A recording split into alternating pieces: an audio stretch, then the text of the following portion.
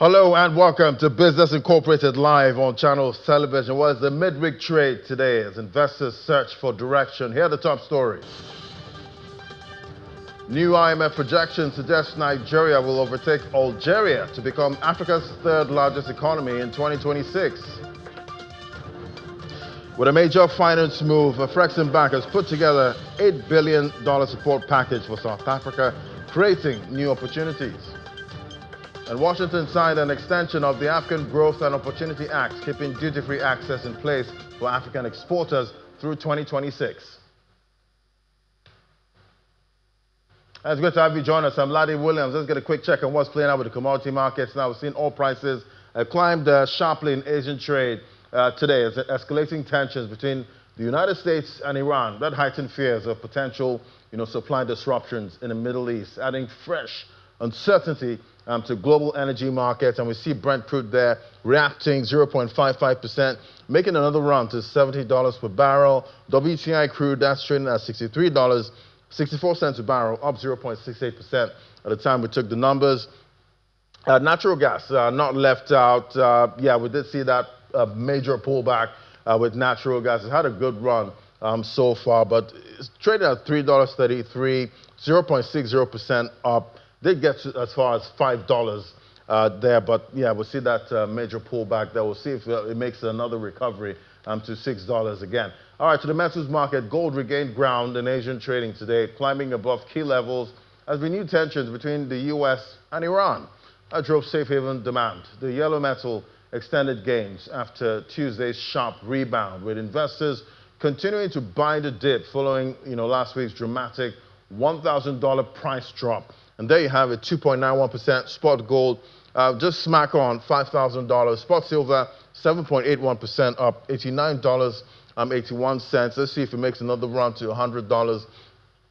Platinum 3.29%, $2,288. And palladium not left out the party, but copper left out there, 0.63% down at $6. All right, to other stories now. Nigeria is on track to climb Africa's economic rankings in a major shift for the continent's market landscape, according to the International Monetary Fund. Nigeria is projected to overtake Algeria to become Africa's third largest economy in 2026, moving up from fourth place last year as GDP growth accelerates.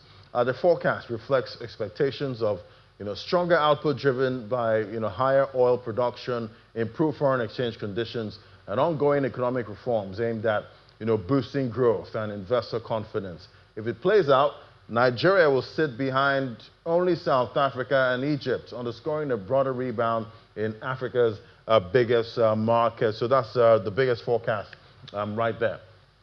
Still in West Africa, Ghana's consumer inflation slowed sharply in January, marking the 13th straight month of decline. Official data shows that headline inflation fell just to 3.8% year-on-year, down from 5.4% in December, the lowest rate since the price index was rebased in 2021. The continued drop, led by easing food prices, signals improving price stability and gives the Bank of Ghana more room to ease monetary policy further as the country nears the end of its IMF support program. More good news coming out from Ghana there. Now we see South Africa, they've officially joined the African Export-Import Bank after acceding to its establishment agreement, bringing the continent's most industrialized economy into Pan-African lenders membership. Their decision follows parliamentary approval in 2025 and gives South Africa access to Frexim Bank's trade finance and development instruments. South African President Cyril Ramaphosa says the move will support a range of strategic projects in the country. Take a listen. We mark a major milestone in our quest to realize what I would call the economic integration of our continent, Africa. South Africa's accession to Africa Export-Import Bank affirms our commitment to African industrial development and to deepening trade, investment, and development across our continent. Once finalized, the South African Exim Bank country program will be operationalized with a finance package, as we had, that will initially support a range of strategic projects across the trade and industrial cluster. And you are correct in saying, Minister Tau, that when the issue came up, I asked, this is so logical. And I even asked, what took us so long? Because this is the family that we should have been part of from the get-go moment. The program will inject capital into priority industrial projects, export diversification, infrastructure development, and more importantly for us, transformative initiatives.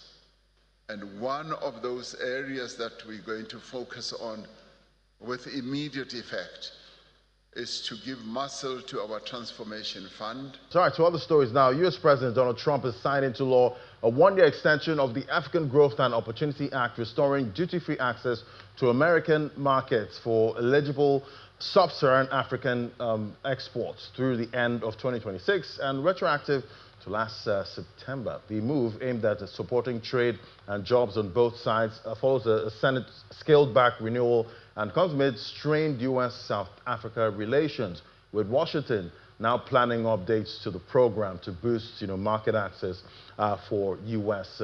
businesses. So those are top stories right there on the continent. All right, to our first conversation now. In 2026, Africa is projected to face a significant external debt repayment challenge, with sovereign obligations in hard currency terms expected to exceed $90 billion, more than 3 times the level seen in 2012. This mountain of repayments is driven by historically high borrowing, concentrated and limited domestic revenue bases, and looming rollover risk as countries struggle to refinance or fund their obligations. Egypt alone accounts for nearly 1/3 of this total, followed by other major economies, such as Angola, South Africa, and Nigeria. Let's talk to Patrick Abankwa now, global investment analyst, joining me via Zoom. Great to have you on the show. Thank you for having me. It's been a while. Yeah, it's great to have you. Happy New Year. So, how should we interpret this increase, in external debt repayments to over $90 billion? That's for 2026. What does this tell us about the sustainability of African sovereign debt profiles? Thank you very much. For me, this isn't a surprise. I think it's more of a scheduled peak that requires invasive management by the various countries that are indebted around this time. When we talk about 90 billion debt war in 2026, we have to look at the context. For me, this is essentially the bill coming due for the massive Eurobond era of the last decade. And it's more than triple what we saw in 2012, as you rightly said. But for me as an analyst, I don't look at the 90 billion as a single column. It is highly concentrated. It's highly concentrated. I think Egypt alone is responsible for nearly 1/3 of the 90 billion, which is around 27 billion. If you add that of Angola, you add that of South Africa and Nigeria, you've accounted for the lion's share. So the question of sustainability, for me, isn't just an African question. It's more of a country-specific liquidity question. The sustainability, as you rightly asked, for me, depends entirely on whether these countries can maintain access to international market to roll over this debt over. If the refinancing door stays open, I think that countries can easily manage.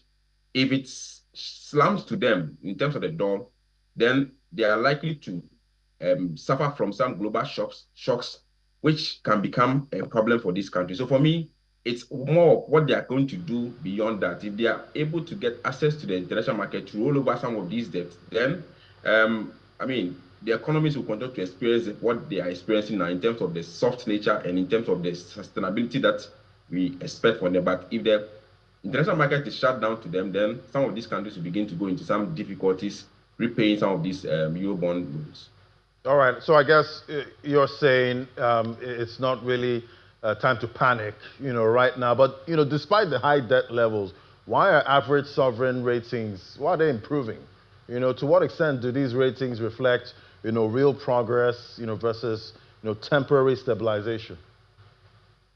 Ratings, I would say, are rewarding policy pains for me, but the structural health lag still is behind us. Sometimes it seems like a paradox where debt is at its peak, yet you see rating agencies like S&P and others nudging ratings upwards to levels we haven't seen sometimes since 2020. Why? Because ratings aren't just about how much you owe. They are about your ability and willingness to pay. So what we are seeing is a reward of what I would term policy courage. We've seen countries like Nigeria, Kenya making very difficult, very unpopular fiscal choices, such as removing subsidies and tightening their belt. This has stabilized the credit story of these countries. However, I need to be very clear. This is stabilization, not transformation. We are moving out of the emergency room, but we aren't yet running the marathon.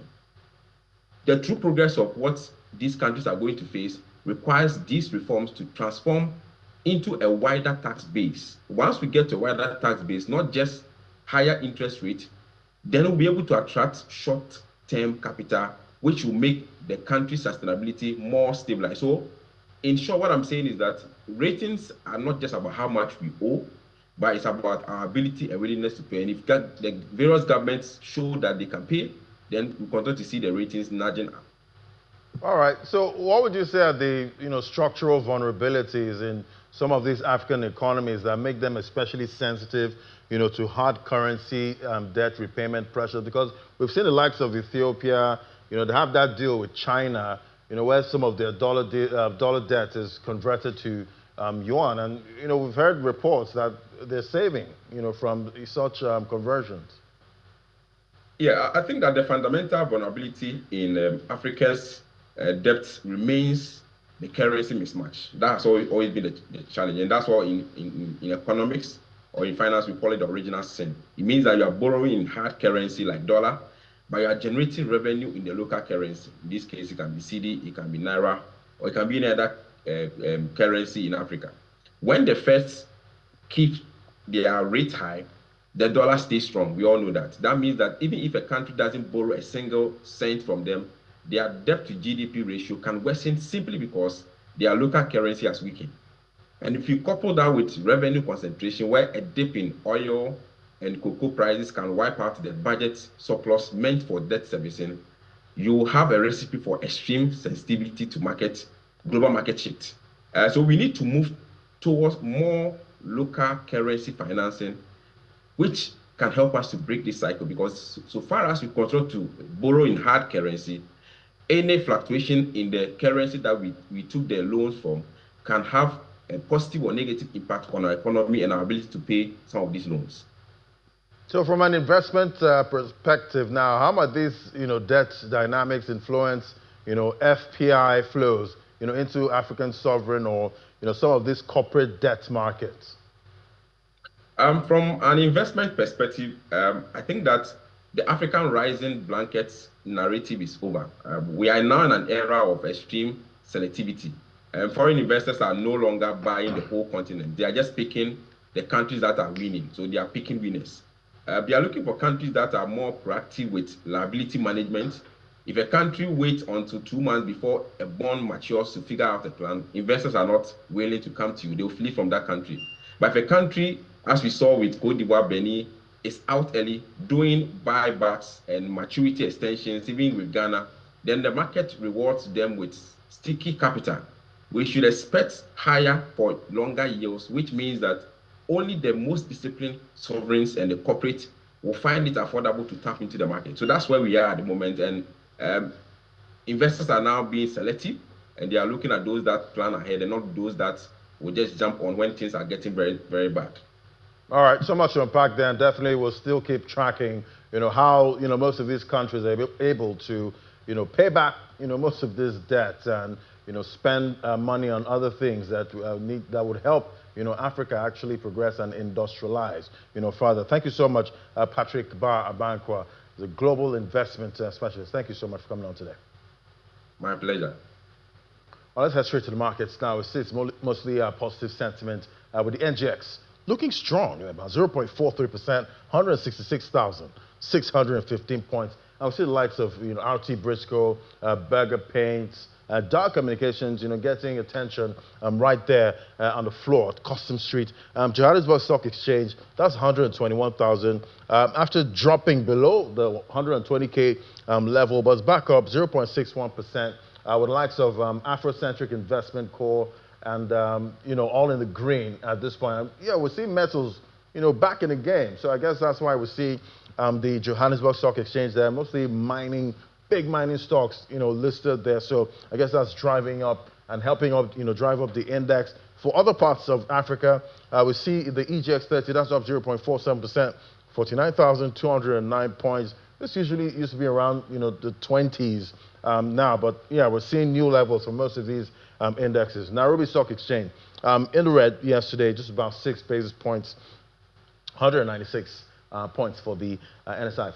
Let's look at Middle Eastern markets now. It's mostly positive sentiment there, with the UAE, deep in the green, 0.73%.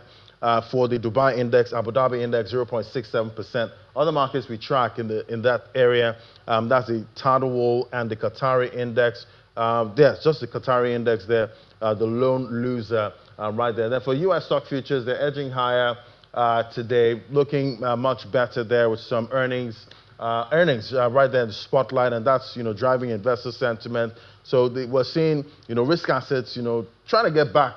Trying to get back in the green fully. That's talking about the U.S. markets, and Asia also, closed mostly in the green. All right, let's take it on to Europe now. Let's see what's playing out there. We have Chipona Chimbelu. Great to have you, Chip. So I'm seeing mostly green in most of these global markets. How's it looking in Europe? Well, Laddie, it is mostly green right now, but it actually was a mixed picture for most of the trading session today. And now, though, the Pan-European Stock 600 is actually up 0.6%, but after trading in negative territory earlier. And it is being supported by easing inflation in the Eurozone. Meanwhile, Germany's DAX is flat. It was also trading lower today, but France's CAC 40 has been in positive territory all of the trading session, in fact, and it is up more than 1%, which is why I did say it has been a mixed picture here today, Laddie.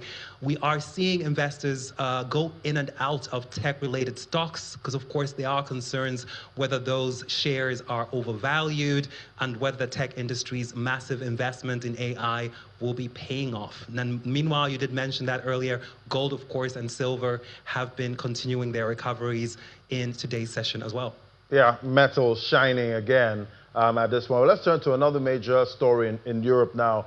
French police have raided the Paris offices of the social media platform X. The raid comes as part of an investigation into the platform's AI chatbot, which is accused of posting Holocaust denial content, as well as sexualized images of women and children. What more can you tell us about the investigation at this stage? Laddie, indeed, French police and Europol, so that is the European Union's Agency for Law Enforcement Cooperation, searched the office of X in Paris on Tuesday, and that is according to the Paris prosecutor's office. Now, X has responded and condemned the raid, which it said was a politicized investigation, and the company also said it categorically denies any wrongdoing. Meanwhile, the Paris prosecutor's office has listed the allegations it is looking into, and 3 of them are linked to the possession of images of minors that are pornographic and the distribution of such images.